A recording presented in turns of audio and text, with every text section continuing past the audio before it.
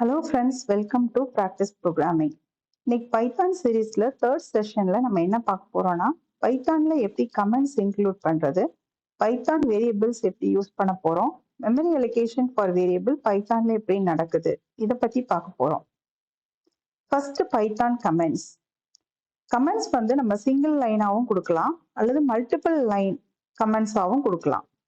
First comments என்ன பர்பஸ்க்காக use பண்ணுறோம் அப்படின்னு பார்த்தீங்கன்னா, நம்ம ப்ரோக்ராம் பத்தி டிஸ்கிரைப் பண்றதுக்கு, நம்மளோட லாஜிக் என்ன யூஸ் பண்ணியிருக்கோம் இந்த ப்ரோக்ராம்ல அப்படின்னு டிஸ்கிரைப் பண்றதுக்கு, இதெல்லாம் வந்து டெவலப்பர் ரீடபிலிட்டியை ப்ரோக்ராம்ல இன்க்ரீஸ் பண்றதுக்காக அல்லது டெவலப்பர் கொடுக்குற ஹிண்ட்டை ப்ரோக்ராம்ல இன்க்ளூட் பண்றதுக்காக நம்ம கொடுக்கறது தான் கமெண்ட்ஸ்.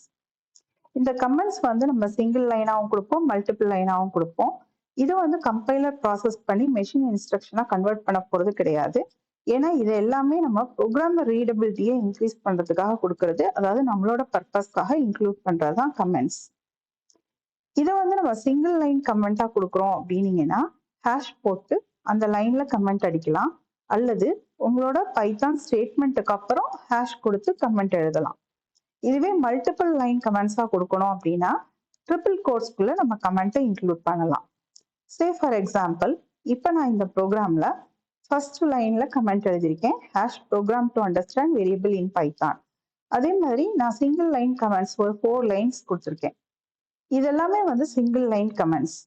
அதே மாதிரியே இங்கே வந்து பார்த்தீங்கன்னா எக்ஸ் இஸ் ஈக்குவல் டு 10 அப்படின்னு சொல்லிட்டு ஒரு பைத்தான் ஸ்டேட்மெண்ட் கொடுத்துட்டு அதுக்கப்புறம் நான் கமெண்ட் கொடுத்துருக்கேன். அதாவது இந்த ஸ்டேட்மெண்ட் என்ன பர்பஸ்க்காக நான் எழுதியிருக்கேன் அப்படின்றத, அசைனிங் 10 டு எக்ஸ் அப்படின்னு சொல்லிட்டு.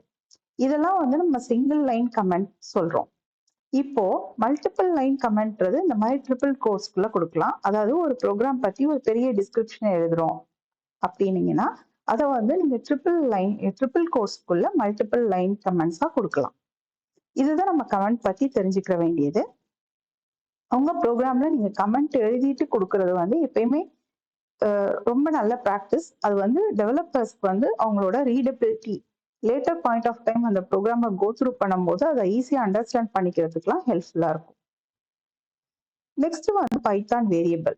பைத்தான் வேரியபிள் பற்றி பார்க்கும்போது இதை வந்து டைனமிக்கலி டைப்டு வேரியபிள் அப்படின்னு சொல்லுவோம், அதாவது நாட் ஸ்டாட்டிக்கலி டைப்டு.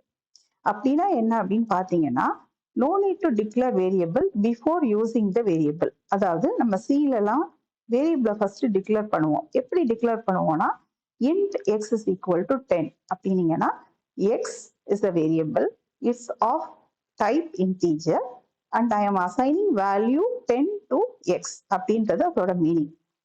ஸோ ஒவ்வொரு வேரியபிள் டிக்ளேர் பண்ணும்போது நான் அதோட டைப்பை கொடுப்பேன் அந்த சீன்ற லாங்குவேஜில் நான் கோட் எழுதும் போது. ஆனால் பைத்தானில் நான் அந்த வேரியபிள் என்ன டைப்புன்னு நான் சொல்ல போகிறது கிடையாது. நான் அசைன் பண்ணுற வேல்யூவை பொறுத்து Python can understand what type of variable it is அப்படின்றது.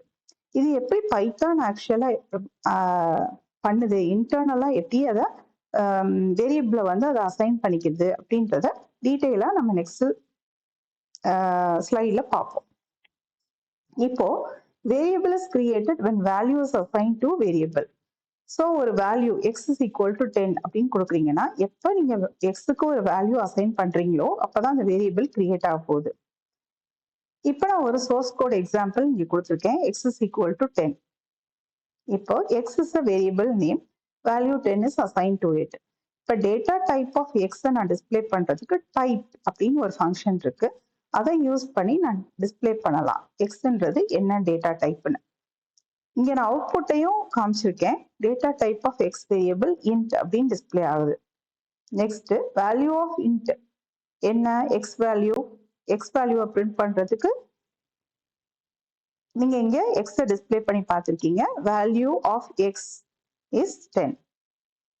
நெக்ஸ்ட் உங்களோட எக்ஸ்ன்றது, அதாவது இந்த 10ன்ற வேல்யூ எந்த அட்ரஸ்ல ஸ்டோர் ஆயிருக்கு அப்படின்றத நீங்க தெரிஞ்சுக்கணும்னா அதுக்கு நீங்க ஹெக்ஸ் ஐடி ஆஃப் எக்ஸ் அப்படின்னு கொடுக்கலாம். அதாவது ஹெக்ஸா டெசிமல்ல உங்களோட அட்ரஸ் டிஸ்பிளே ஆகும். நெக்ஸ்ட் அதே எக்ஸ்ன்ற வேரியபிளுக்கு நான் ராஜ் அப்படின்றத அசைன் பண்றேன். இப்போ print data type of x அப்படின்னு கொடுத்தீங்கன்னா அது என்னவா இருக்கும், எக்ஸ்ன்ற வேரியபிள் கிளாஸ் வந்து ஸ்ட்ரிங்கா இருக்குது, ஏன்னா இங்க வந்து நான் ராஜ்ன்றதை அசைன் பண்ணியிருக்கேன். Value of that string is Raj and address of this is something else. So இந்த ரெண்டு அட்ரஸும் ஒரே அட்ரஸ் கிடையாது. ஸோ ஒரே லொகேஷன்ல இருக்க 10ன்ற வேல்யூவை மாத்திட்டு ராஜுன்றது ஸ்டோர் பண்ண போறது கிடையாது. 10ன்ற வேல்யூக்கு ஒரு அட்ரஸ் இருக்கு, ராஜுன்ற வேல்யூக்கு ஒரு அட்ரஸ் இருக்கு. எக்ஸ்ன்றது ஃபர்ஸ்ட் 10 பாயிண்ட் அவுட் பண்ணுச்சு, இப்ப எக்ஸ்ன்றது ராஜா பாயிண்ட் அவுட் பண்ணுது. இது எப்படி நடக்குது பைத்தான்ல அப்படின்றதான் நம்ம இந்த செஷன்ல பின்னாடி பார்க்க போறோம்.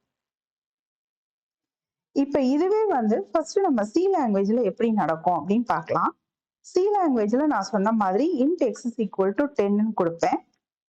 இப்ப int x is equal to 10 கொடுக்கும்போது இதுக்கு 4 byte integer ஸ்பேஸ் அலோகேட் ஆயிட்டு அந்த ஸ்பேஸ்ல 10ன்ற வேல்யூ ஸ்டோர் ஆக போகுது சில. இப்போ x is equal to 5000 x வேல்யூவை நான் சேஞ்ச் பண்ணும்போது x அதே லொகேஷன்ல 5000ன்ற வேல்யூ போய் அப்டேட் ஆயிக்கிறோம். இப்ப int y is equal to x கொடுக்கும்போது again I am declaring one more variable y.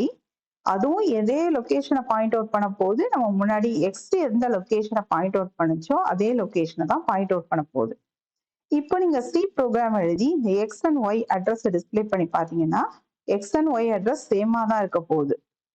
Okay, first எக்ஸ்ல 10 இருந்தது, இப்போ அந்த 10ன்ற வேல்யூ மறைஞ்சிட்டு, அதாவது அதை டெலீட் ஆயிட்டு அந்த லொகேஷன்ல 5000ன்றது அப்டேட் ஆயிருக்கும். அதே லொகேஷனை தான் ஒய்ன்றதும் பாயிண்ட் அவுட் பண்ண போகுது. இதுதான் சி லாங்குவேஜ்ல நடக்கும். இப்போ இதுவே நீங்க பைத்தான்ல பாத்தீங்கன்னா நீங்க ஒவ்வொரு வேரியபிள் கிரியேட் பண்ணும்போதும் உங்களுக்கு பை ஆப்ஜெக்ட் அப்படின்ற ஒன்று கிரியேட் ஆகுது. இந்த பை ஆப்ஜெக்ட் ஆக்சுவலா இன்டர்னல் இம்ப்ளிமெண்டேஷன் சி லாங்குவேஜ்ல தான் எழுதியிருக்காங்க. இது சில ஸ்ட்ரக்சர்ஸ் யூஸ் பண்ணி எழுதியிருக்காங்க. ஸோ நம்ம பைத்தான்ல எப்படி கொடுப்போம், int x is equal to 10 கொடுக்க மாட்டோம், x is equal to 10 தான் கொடுப்போம். நம்ம அசைன் பண்ற வேல்யூவை பொறுத்து அது என்ன டைப்ன்றத பைத்தானே அண்டர்ஸ்டாண்ட் பண்ணிக்கிறோம். ஸோ இங்க x is equal to 10 கொடுத்தோன்னா என்ன நடக்குதுன்னா உங்களுக்கு பை ஆப்ஜெக்ட்னு ஒரு ஸ்ட்ரக்சர் கிரியேட் ஆகுது. அந்த ஸ்ட்ரக்சர்ல டைப்ன்றது int, வேல்யூன்றது 10. இது நமக்கு தெரியும். இப்போ இதோட ரெஃபரன்ஸ் கவுண்ட் 1 அப்படின்னு அப்டேட் பண்ணிக்கிறோம். அதாவது இதுக்கு ஒரே ஒரு வேரியபிள் பாயிண்ட் அவுட் பண்ணிட்டு இருக்கு இந்த பை ஆப்ஜெக்ட அப்படின்றது மீனிங்.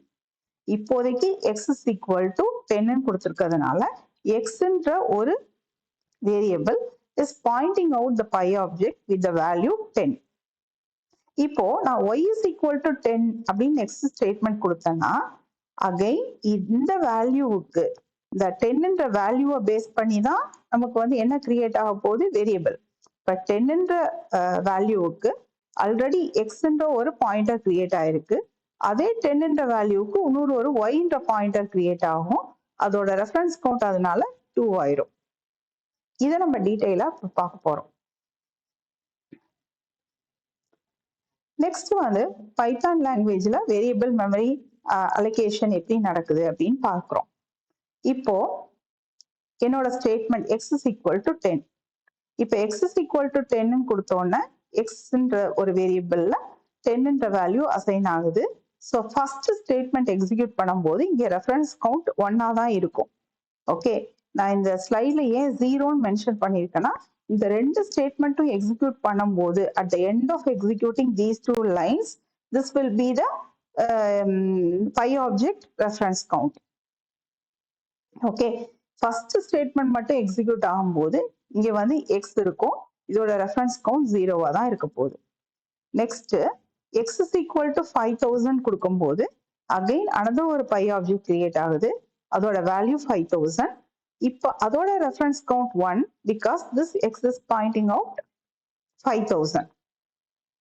ஓகே, இப்போ அட்ரஸ் ஆஃப் x நீங்க இங்க டிஸ்பிளே பண்ணி பாத்தீங்கன்னா ஒரு அட்ரஸ் டிஸ்பிளே ஆகுது.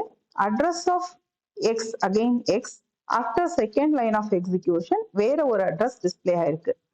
which means that first time ஒரு மெமரி அலோகேட் பண்ணி அந்த மெமரி பை ஆப்ஜெக்ட்டுக்கு அலோகேட் பண்ணி அதுல இந்த டீட்டெயிலாம் ஸ்டோர் பண்ணி வச்சிருக்கு.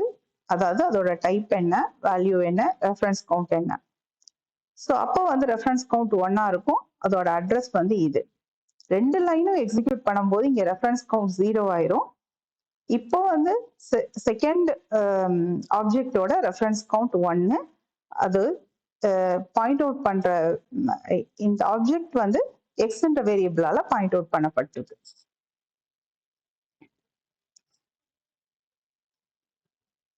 இப்ப நெக்ஸ்ட் பாத்தீங்கன்னா x is equal to 10, x is equal to 5000, y is equal to x. இப்போ x is equal to 10 போது நீங்க இமேஜின் பண்ணிக்கோங்க, நம்ம லாஸ்ட் ஸ்லைட்ல பார்த்த மாதிரி ஒரு பை ஆப்ஜெக்ட் கிரியேட் ஆயிருக்கு. அது x பாயிண்ட் அவுட் பண்ணிட்டு இருக்கு 10ன்ற வேல்யூவை, அதோட ரெஃபரன்ஸ் கவுண்ட் 1. இப்போ x is equal to 5000 சொல்லும் போது 5000க்கு அனதர் ஆப்ஜெக்ட் கிரியேட் ஆகி அது xன்ற வேரியபிள் பாயிண்ட் அவுட் பண்றதுனால இதோட ரெஃபரன்ஸ் கவுண்ட் 1, அதோட reference count 0. Next y is equal to x கொடுக்கறதுனால y and x ரெண்டுமே வந்து 5000 பாயிண்ட் அவுட் பண்ணுது. So reference count of this is 2. So இந்த code at the end of executing these 3 lines இதுதான் அதோட பை ஆப்ஜெக்டோட வேல்யூவா இருக்கும், reference count value. இப்போ நான் இந்த சோர்ஸ் கோடை எக்ஸிக்யூட் பண்றதா அசியூம் பண்ணிக்கோங்க. x is equal to 10, type of the variable, then the value of the variable, then address. Okay. Now I am not assigning x is equal to y is equal to x. அப்படி assign பண்ணல, ஆனா y is equal to 10 ன்னு assign பண்ணிருக்கேன். அதாவது x and y ரெண்டுமே வந்து value எதை point out பண்ணுதுன்னா 10ன்றத பாயிண்ட் அவுட் பண்ணுது. அதான் அதோட மீனிங். ஸோ இப்போ வேல்யூவை பொறுத்து தான் பை ஆப்ஜெக்ட் கிரியேட் பண்ண போகுது.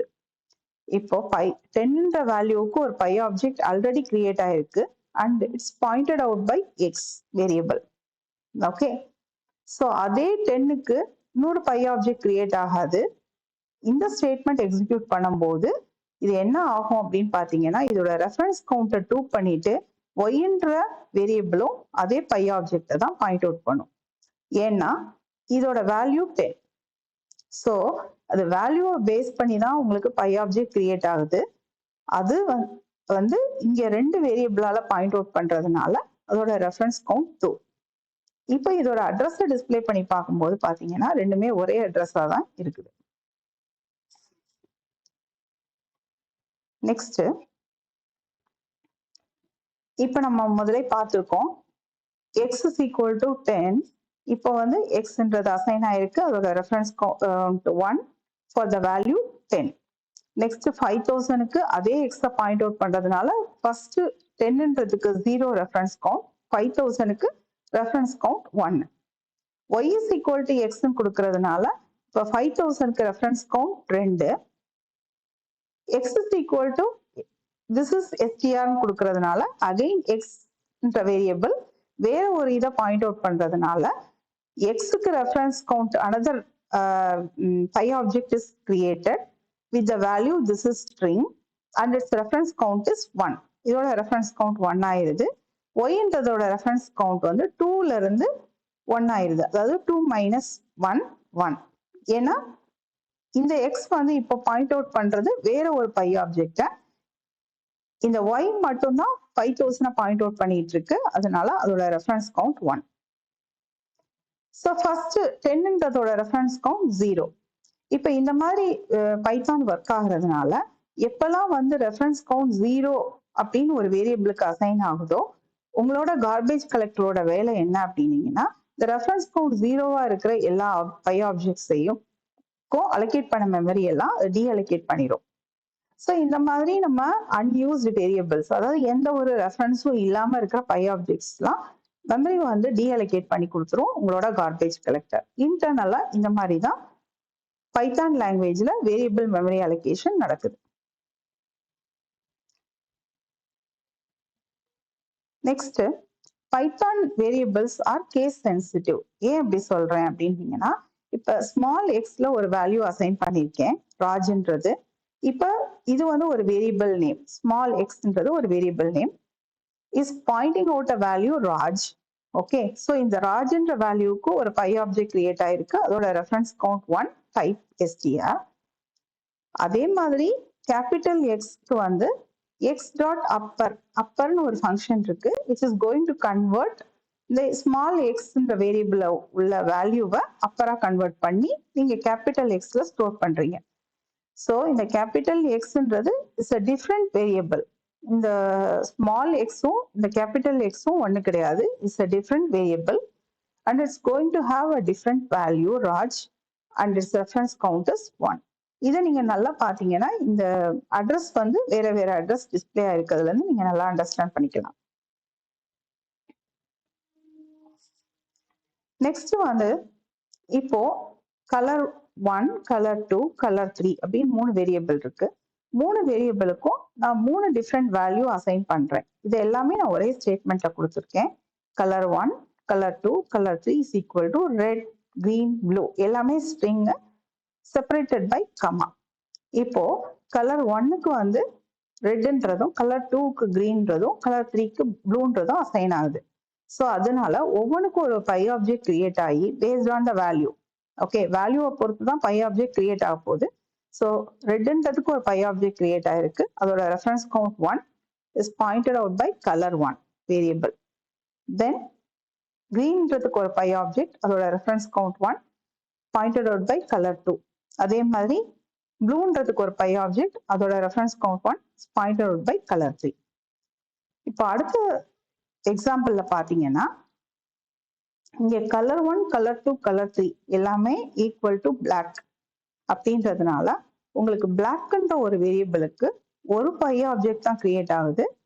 இதை வந்து 3 வேரியபிள் பாயிண்ட் அவுட் பண்ணுது, கலர் 1, கலர் 2, கலர் 3 அப்படின்னு சொல்லிட்டு. அதனால அதோட ரெஃபரன்ஸ் கவுண்ட் 3. இப்போ நீங்க வேரியபிள் பத்தி பார்க்கும்போது வேரியபிள் நேம் நம்ம எப்படியெல்லாம் வந்து யூஸ் பண்ணணும், அதாவது variable name X is equal to 10 அப்படின்னு கொடுக்கும்போது அந்த நேம் வந்து எப்படி இருக்கணும் அப்படின்றத பார்ப்போம்.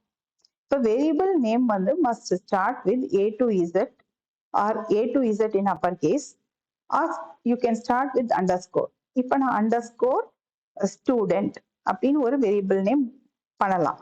Student is equal to Raj அப்படின்னு கொடுக்கலாம். நெக்ஸ்ட் வந்து variable name cannot be Python keyword. நான் பிரிண்ட் அப்படின்னு ஒரு வேரியபிள் நேம் கொடுக்கலாமா அப்படின்னு பார்த்தா கொடுக்க முடியாது. இன்புட் கொடுக்கலாமா, கொடுக்க கூடாது. while, if, for இந்த மாதிரி பைத்தான்ல உள்ள கீவேர்ட்ஸை நான் வேரியபிள் நேமா யூஸ் பண்ண முடியாது. It can contain alpha numeric and underscore. அதாவது கண்டெயின் அப்படின்னும் போது it cannot start with numbers. Okay, 9 அப்படின்ற நம்பர் போட்டு நம்ம ஸ்டார்ட் பண்ண முடியாது. It can start only with A to Z and underscore. But in between வந்து உங்களுக்கு நம்பர்ஸ் யூஸ் பண்ணலாமா அப்படின்னா பண்ணலாம். இப்போ ஸ்டூடெண்ட் அண்டர்ஸ்கோர் 9 அப்படின்றது ஒரு variable name, valid variable name. Okay, student 9 அப்படின்றது ஒரு வேரியபிள் நேம். ஸ்டூடெண்ட்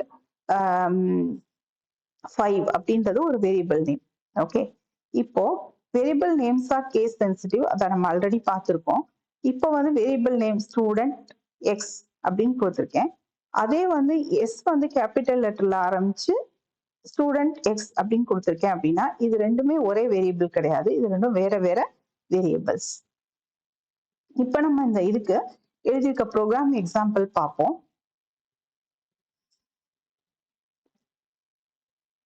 இது நான் ஆல்ரெடி எழுதியிருக்க ப்ரோக்ராம். நான் உங்களுக்கு ஸ்லைட்ல காமிச்ச கண்டென்ட் தான் இங்க ப்ரோக்ராம்ல எழுதியிருக்கேன். அதாவது x is equal to 10, print data type of x அப்படின்னீங்கன்னா உங்களுக்கு இங்க என்ன டிஸ்பிளே ஆகும் நீங்க எக்ஸ்பெக்ட் பண்றீங்க, இன்டீஜர் அப்படின்னு டிஸ்பிளே ஆகும். வேல்யூ ஆஃப் எக்ஸ்ன்றது 10ன்றது டிஸ்பிளே ஆக போகுது. கெட் சைஸ் ஆஃப் அப்படின்றத நம்ம யூஸ் பண்ணோம் அப்படின்னீங்கன்னா இந்த சைஸ் ஆஃப் அப்படின்றது அதோட சைஸ், அதாவது எத்தனை பைட் அலோகேட் பண்ணுது அப்படின்றத காமிக்கும். இந்த கெட் சைஸ் ஆஃப் ஃபங்க்ஷன் நீங்க யூஸ் பண்ணணும்னா நீங்க இந்த இம்போர்ட்ஸ் அப்படின்ற ஒரு லைப்ரரியை வந்து நீங்க இம்போர்ட் பண்ணிருக்கணும். ஸோ இதை நீங்க ஒரு அடிஷனல் பாயிண்ட் இம்போர்ட்ஸ் கொடுத்துருந்தீங்கன்னா நீங்க get size of function use பண்ணலாம். It's going to give how much byte is allocated for x அப்படின்னு சொல்ல போகுது. நெக்ஸ்ட் அட்ரஸை டிஸ்பிளே பண்றதுக்கு ஹெக்ஸாடெசிமல் ஐடி ஆஃப் எக்ஸ், அதாவது ஹெக்ஸாடெசிமல்ல டிஸ்பிளே ஆகும் address. Next y is equal to 10 கொடுக்கும்போது நம்ம என்ன நம்ம பார்த்தோம், நீங்க இமேஜின் பண்ணிக்கோங்க. இப்ப 10ன்ற ஒரு வேல்யூ இருக்கு, அந்த 10ன்ற வேல்யூவுக்கு 2 வேரியபிள் பாயிண்ட் அவுட் பண்ணுது, ஒன்னு எக்ஸ் ஒன்னு ஒய். ஸோ இதோட ரெஃபரன்ஸ் கவுண்ட் என்ன 2, அதோட டைப் இன்டீஜர். ஸோ இப்போ நம்ம வந்து இதோட டேட்டா டைப் வேல்யூவை டிஸ்பிளே பண்றோம், சைஸ் ஆஃப் டிஸ்பிளே பண்றோம், அட்ரஸ். இப்போ இதோட அட்ரஸ் டிஸ்ப்ளே பண்ணும்போது நம்ம என்ன எக்ஸ்பெக்ட் பண்றோம், இதுவும் ஒண்ணா இருக்கணும் அப்படின்னு நம்ம எக்ஸ்பெக்ட் பண்றோம். ஓகே, ஸோ இதை எக்ஸிக்யூட் பண்ணி பார்ப்போம்.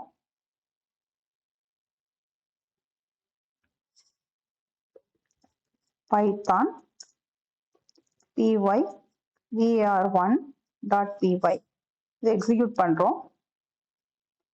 இப்போ நம்ம என்ன பார்க்கணும், இந்த அட்ரஸும் ஒன்னான்னு பார்க்கணும். இது ரெண்டும் ஒண்ணுதான். ஓகே, இதுவரையும் நம்ம இந்த ப்ரோக்ராமை அண்டர்ஸ்டாண்ட் பண்ணியிருக்கோம். நெக்ஸ்ட் நம்ம இப்போ ப்ரோக்ராமுக்குள்ள போவோம். அடுத்து எக்ஸ் இஸ் ஈக்குவல் டு வேற ஒரு வேல்யூவை நீங்க அசைன் பண்றீங்க. 923 some value. Print value assign to x, இதை பிரிண்ட் பண்றீங்க. Size of integer, address. இப்போ அதே வேரியபிள் எக்ஸுக்கு நீங்க வேற ஒரு வேல்யூவை அசைன் பண்ணிருக்கீங்க. அதாவது இப்போ உங்களுக்கு வந்து அட்ரஸ் ஆஃப் எக்ஸ் டிஸ்பிளே பண்ணும்போது வேற ஒரு அட்ரஸ் காமிச்சதுன்னா, காமிச்ச 10க்கு கொடுத்த அட்ரஸே காமிக்கல, இங்க வேற ஒரு அட்ரஸ் காமிக்குது அப்படின்னீங்கன்னா நீங்க என்ன அண்டர்ஸ்டாண்ட் பண்ணிக்கிறணும், இந்த பர்டிகுலர் வேல்யூவுக்கு வேற ஒரு பை ஆப்ஜெக்ட் கிரியேட் பண்ணி இதோட ரெஃபரன்ஸ் கவுண்ட் வந்து 1 ஆக்கி எக்ஸ்ன்றது இப்போ அந்த ஒரு பை ஆப்ஜெக்டை பாயிண்ட் அவுட் பண்ணிட்டு இருக்கு. ஆல்ரெடி கிரியேட் பண்ண பை ஆப்ஜெக்ட்டுக்கு இப்போ ரெஃபரன்ஸ் கவுண்ட் 2ல இருந்து 1 மாறி இருக்கும். ஓகே, இதுதான் நம்ம அண்டர்ஸ்டாண்ட் பண்ணிக்க வேண்டியது. இப்போ அடுத்த இந்த ஸ்டேட்மெண்ட் எக்ஸிக்யூட் பண்ணும்போது நமக்கு ரிசல்ட் பாருங்க. இங்க அட்ரஸ் வந்து வேறவா இருக்கு, இங்க அட்ரஸ் வேறையா இருக்கு. அதாவது இந்த வேல்யூ நீங்க செக் பண்ணி பார்க்கலாம். ஓகே, ஸோ நெக்ஸ்ட் வந்து பாத்தீங்கன்னா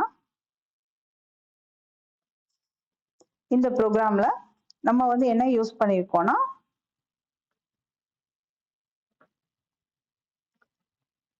எக்ஸ்ல வந்து அப்பர் யூஸ் பண்ணியிருக்கோம். அதாவது X, small X and capital X இது ரெண்டும் வந்து வேற வேற வேரியபிள் அப்படின்றத நம்ம பார்த்துருக்கோம். ஸோ அதை இங்க நம்ம எக்ஸிக்யூட் பண்ணி பார்த்துருக்கோம். அதாவது ஸ்மால் கேஸ் எக்ஸ்ல வந்து ராஜ்ன்றது இருக்கு, அப்பர் கேஸ் எக்ஸ்ல வந்து ராஜ்ன்றது இருக்கு. இப்போ இது ரெண்டும் வேற வேற அட்ரஸ்ல இருக்கிறதுனால இது ரெண்டுமே டிஃப்ரெண்ட் வேரியபிள்ஸ். இந்த ஸ்மால் எக்ஸும் கேபிட்டல் எக்ஸும் ஒன்று கிடையாது. Variable names are case sensitive. Next நம்ம ஆல்ரெடி ஸ்லைட்ல பார்த்த எக்ஸாம்பிள் தான். அதாவது கலர், 3 டிஃப்ரெண்ட் கலர்ஸை 3 வேரியபிள்க்கு அசைன் பண்ணியிருக்கோம். அதுக்கப்புறம் ஒரு கலரை 3 வேரியபிள்ஸ்க்கு அசைன் பண்ணியிருக்கோம். இந்த எக்ஸாம்பிளை நம்ம இங்கே பார்த்துருக்கோம். இன்னைக்கு பைத்தான் செஷன் 3ல நம்ம என்னெல்லாம் பார்த்துருக்கோம் அப்படின்னு பார்த்தீங்கன்னா, ஃபர்ஸ்ட் கமெண்ட்ஸ் எப்படி இன்க்ளூட் பண்றது, சிங்கிள் லைனாவோ மல்டிபிள் லைனாவோ. இது கம்ப்ளீட்டா ப்ரோக்ராமர் ரீடபிலிட்டியை இன்க்ரீஸ் பண்றதுக்காக ஆட் பண்றது. இது வந்து கம்பைலர் வந்து உங்களுக்கு வந்து கன்வெர்ட் பண்ணி மெஷின் கோடா கன்வெர்ட் பண்ணி கொடுக்காது. நெக்ஸ்ட் வந்து பார்த்தது நம்ம வேரியபிள்ஸ் எப்படி யூஸ் பண்றோம் பைத்தான்லன்னு பார்த்தோம். பைத்தான்ல வந்து வேல்யூக்கு ஏற்ற மாதிரி அது வந்து என்ன டைப்ன்றத பைத்தான் ஐடென்டிஃபை பண்ணிக்க போகுது. உங்களுக்கு ஒவ்வொரு வேல்யூவுக்கும் அது வந்து ஒரு பை ஆப்ஜெக்ட் கிரியேட் பண்ணும். அந்த பை ஆப்ஜெக்டோட ரெஃபரன்ஸ் கவுண்ட் வந்து அது எத்தனை வேரியபிள் அந்த பை ஆப்ஜெக்டை பாயிண்ட் அவுட் பண்ணுதுன்றதுக்கு ஏற்ற மாதிரி ரெஃபரன்ஸ் கவுண்டை இன்க்ரீஸ் பண்ணிட்டே போகும். ஒன்ஸ் எந்த ஒரு வேரியபிளும் அந்த பை ஆப்ஜெக்டை பாயிண்ட் அவுட் பண்ணல அப்படின்னும் போது அதோட ரெஃபரன்ஸ் கவுண்ட் 0 ஆயிடும். இந்த மாதிரி வந்து பை ஆப்ஜெக்ட் வந்து விதவுட் எனி ரெஃபரன்ஸ் கவுண்ட், அதாவது ரெஃபரன்ஸ் கவுண்ட் 0வா இருக்க பை ஆப்ஜெக்டை கார்பேஜ் கலெக்டர் ரிலீஸ் பண்ணிடும். இதுதான் மெமரி டீஅலோகேஷன் அப்படின்னு சொல்றோம். This is the responsibility of the garbage collector. இதுதான் நம்ம இன்னைக்கு செஷன்ல பார்த்திருக்கோம். Thank you.